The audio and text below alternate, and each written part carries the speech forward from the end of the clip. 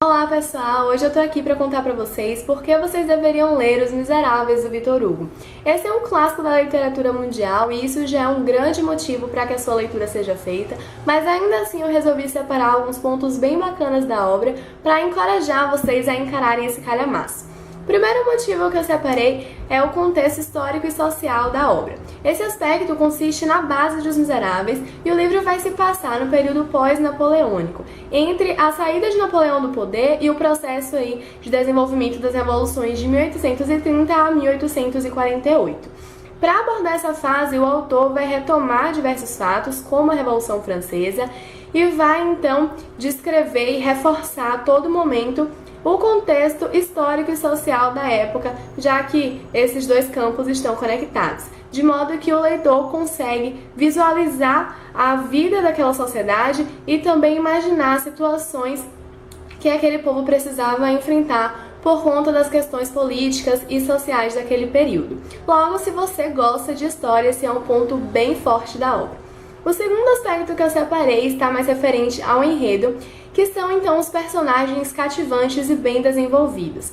O livro vai trazer então personagens miseráveis e por conta disso, a todo momento o leitor torce para que a sua vida melhore e para que os seus destinos sejam modificados durante a sua trajetória. Esses personagens vão cativando o leitor durante a sua jornada e aos poucos nós nos vimos super apegados a eles, de modo que assim que um obstáculo surge nos seus caminhos, a gente torce para que ele seja superado facilmente e fica ansioso, então, aguardando que tudo fique bem. Devo ressaltar que dois personagens aqui me conquistaram mais do que os outros, que são eles o Bispo e o Jean Valjean, que seria então o principal da obra. E por ser um enredo muito longo, a gente acaba passando alguns períodos distantes de determinados personagens, de modo que quando eles retornam para a narrativa, a gente fica feliz, a gente tem aquele sentimento de surpresa e de reencontro, como se eles fossem indivíduos reais. E eu acho esse um ponto muito bacana do livro. E por fim, outro aspecto muito positivo da obra, e que talvez seja a característica mais marcante dos Miseráveis, são as reflexões promovidas pelo autor. Boa parte aqui dessas quase 2.000 páginas de livro é constituída então pelas reflexões do autor, por momentos de divagação que ele tem na obra, nos quais ele vai explicar algumas coisas que ele mencionou anteriormente, esclarecer alguns pontos ou mesmo expressar a sua opinião em relação a diferentes temas. E quando eu digo diferentes, são temas diferentes mesmo, já que em um dado momento ele acaba divagando e falando muito sobre os esgotos de Paris, algo que eu nunca imaginei que eu fosse ler. Enfim, esses momentos de divagação do autor vão promovendo diversas reflexões sobre os temas mais diversos.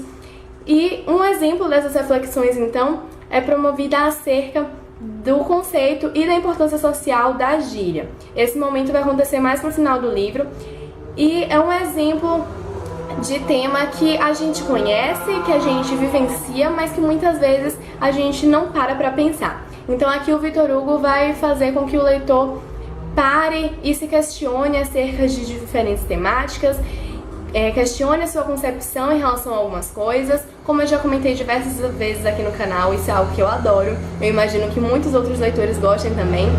Então aqui o Victor Hugo faz com que o leitor saia da sua zona de conforto e pare para pensar em algumas coisas que acabam passando despercebidas assim no nosso dia a dia. Então eu acho que toda leitura que faz com que a pessoa saia dessa zona de conforto já é válida.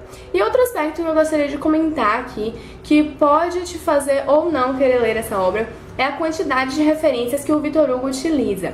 Nessa edição que eu tenho, que é a edição da Cosaque Naif, essas referências são explicadas em notas de rodapé, o que é muito bom e algumas vezes se torna um tanto cansativo, porque diversas vezes o autor vai se referir a nomes de personagens da história, a eventos da história mundial, a personagens e autores da literatura mundial, sobre artes plásticas, enfim, ele vai fazer diversas referências. Em dados momentos isso acaba ficando um tanto cansativo e eu confesso pra vocês que eu não li todas as notas de rodapé do livro, mas isso é muito bacana porque a gente acaba conhecendo um pouco mais de diferentes culturas, a gente acaba conhecendo diferentes obras, poemas, que são coisas que eu não leio muito, então a gente acaba passando a conhecer diferentes gêneros, mais uma vez saindo da nossa zona de conforto.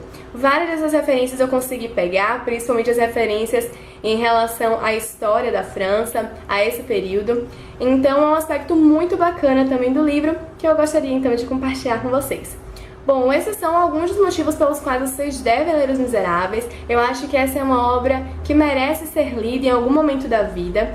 E a minha experiência com o livro foi muito bacana. Eu fiz um post lá no blog falando melhor sobre ela, contando por que eu decidi ler Os Miseráveis, como foi o meu processo de leitura. Então, se vocês tiverem interesse, o link vai estar lá na descrição. Espero que vocês tenham gostado do vídeo. Se vocês concordam com os pontos que eu ressaltei aqui, se vocês também gostam desses aspectos, comentem. Não deixem de clicar em gostei, se inscrever para receber os próximos vídeos e acompanhar para as pages nas redes sociais.